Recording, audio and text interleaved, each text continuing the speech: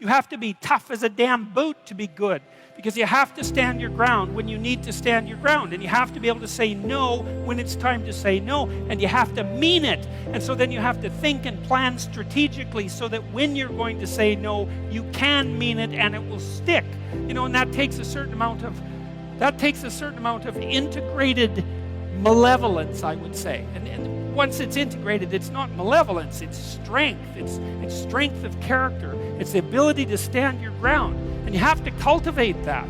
And you cultivate that at least in part by telling the truth.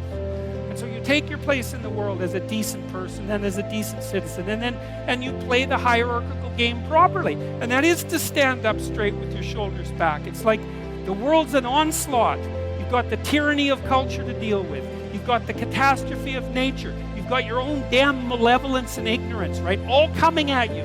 Plus the incredible, complicated, indeterminate potential of the future. That's all coming at you, and it's all your responsibility, and you can cringe away from it and be afraid of it and be victimized by it and be bitter and cynical about it, and no wonder, because it can be painful.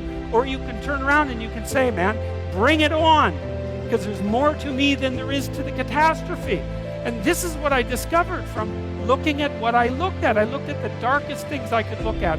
Really, for 30 years. I was really a lot of fun to be around, I can tell you.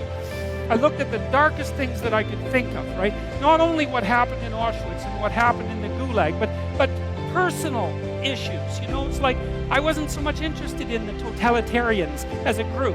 I was interested in the people who undertook the terrible acts that the totalitarians required. The people who... I was just rereading Ordinary Men, and it was a story about a police battalion in Poland that trained ordinary policemen to take naked pregnant women out into the fields and shoot them in the back of the head. It takes a lot of training, by the way, before you can bring yourself to do that. And you aren't the same person by the end of it. It's pretty goddamn horrific. And I was trying to figure out, what would it be like to be that person? Because we are that person. And then what would it be like to not be that person, right? To refuse to do that, to not participate in that. And what I discovered by making that totalitarian proclivity personal was that there's more to us than there is to the horror. Nature is bent on our destruction. Bad as culture is, tyrannical and bloody back as far as you can look, as malevolent as you are in the darkest part of your heart, and that's plenty malevolent. The possibility that's within you that can well up, the courage and the truth and the ability and the skill and the willingness to set things right, if you are willing to set them right, is more powerful than all of that.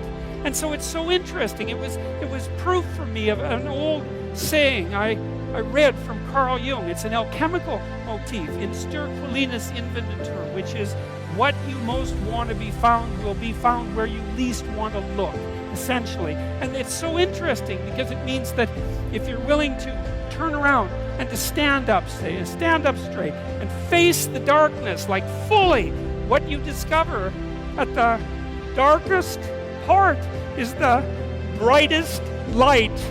And then that's something that's so much worth discovering, because there's going to be terrible darkness in your life. And it's going to make you cynical and bitter. And it could easily be that you're just not looking at it enough. Because if you looked at it enough, and you didn't shy away, and you brought everything you had to bear on it, you'd find that there was more to you than there was to the horror